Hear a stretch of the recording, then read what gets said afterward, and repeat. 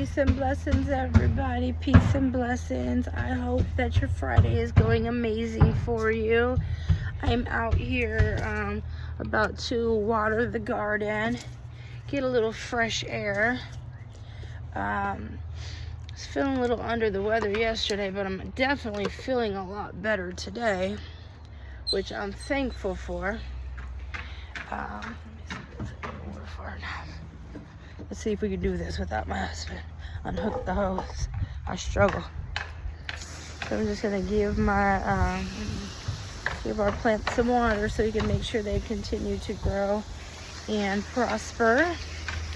I'm feeling really good. I was listening to Brene Brown on audiobooks this morning, and she always gives me a lot of inspiration to kind of keep going and stuff like that. If you guys are not familiar with Brene Brown, she had some years back an amazing TED Talk like about self-worth and all of that.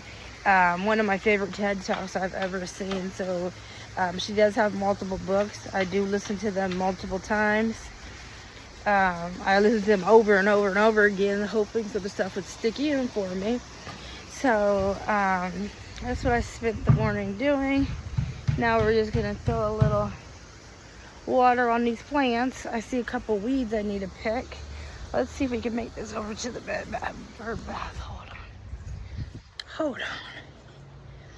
And so my week of positivity, though, overall I feel like it went real well. I did have a couple of moments of frustration that I kind of acted in, but overall a couple out of a whole week is pretty damn good. I mean, I still have 2 days left, but it's still pretty damn good. Okay, we're gonna have to come up with another plan for that one. So I feel good how I've progressed over the week. I've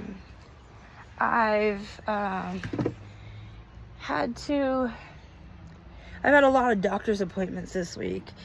And I've been listening to just a lot of stuff about mental health and a lot of stuff about different ways that people manage their mental health, because there are people out there that don't believe in taking medication, and a lot of them, it seems, and I kind of wondered what their thought was behind that, like, and what they do to get through those hard days when they don't have medication to help balance them out. And it seems they do, most of them do seem to have some sort of spirituality. And, they've spent a long time to figure out what their triggers are and how to, kind of maintain those triggers and to stay away from things that are going to trigger them and all of those things.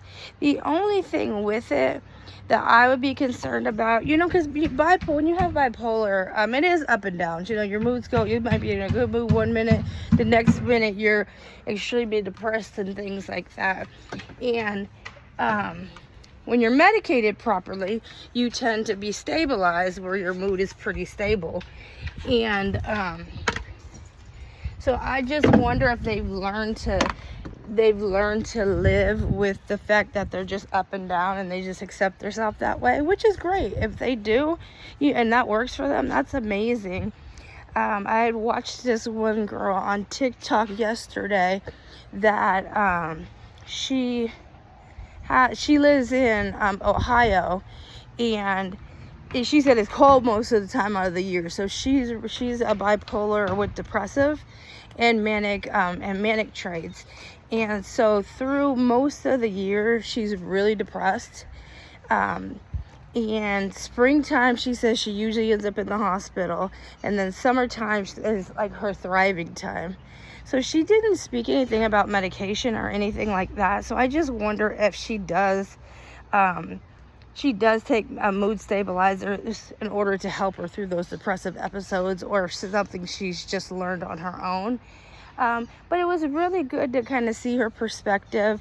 She was talking about how she may live in the wrong climate for her individual mental illness, being in a place that's not sunny all the time.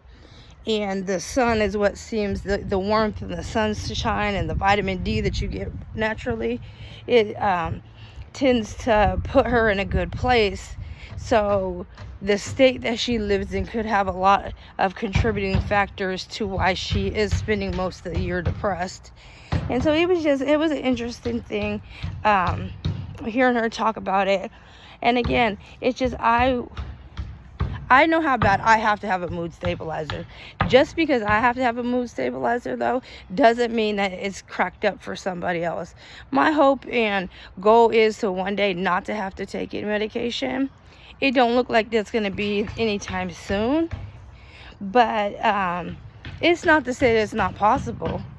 But, right now, my mood stabilizers do allow me to stay in a pretty consistent mood, not just, not going through the ups and downs and the highs and the lows that you tend to get with bipolar.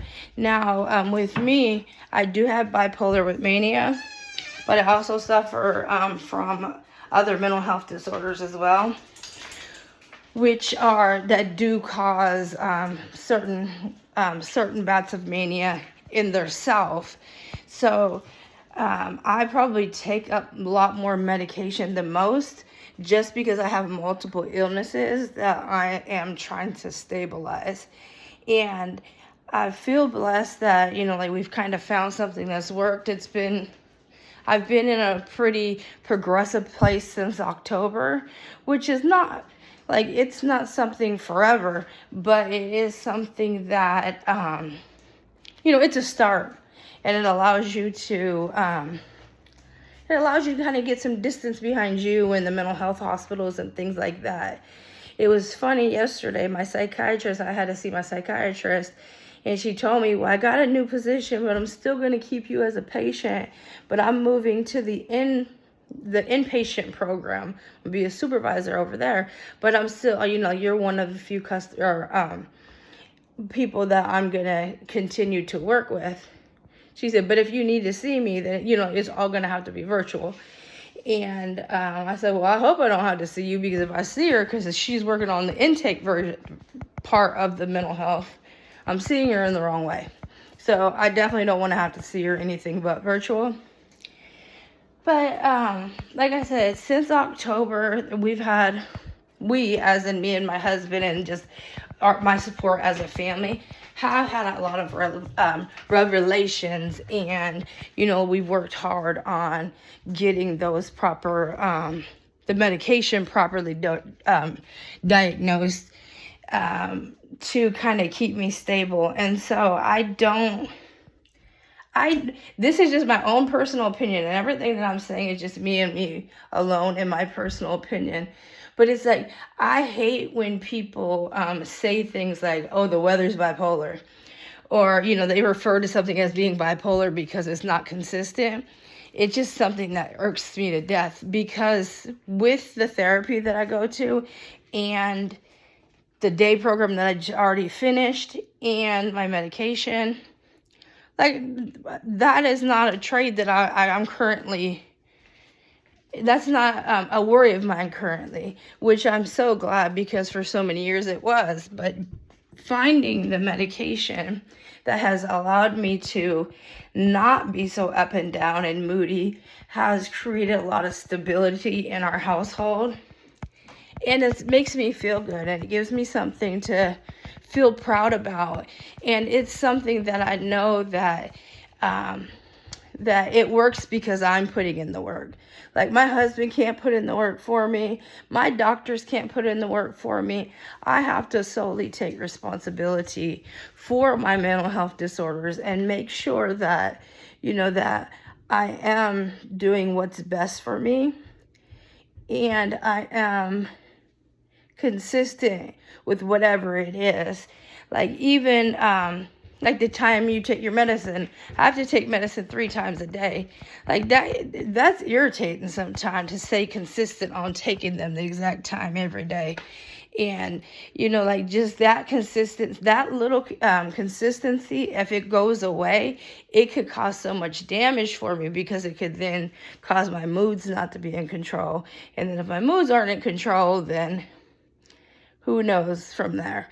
So, again, I just want to send a little positivity out there to people. Encourage everybody to use their resources if they need them.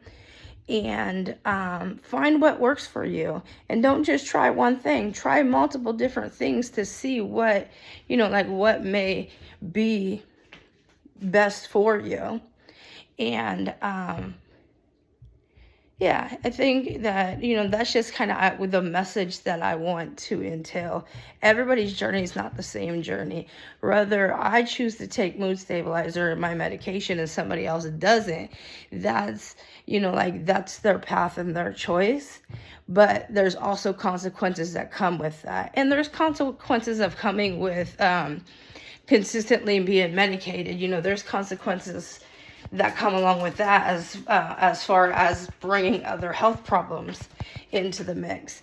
And so everything is always, you know, you don't reap a reward without some kind of back, you know, like without something not being perfect. But big up, and I'm really proud of the people that are maintaining their mental illnesses without medication. But that doesn't say that if you do have to get on medication eventually, that you're doing something wrong. It's good to try multiple things to figure out where you get your best results and you keep yourself the safest. Peace and blessings, everybody. I'll talk to you later.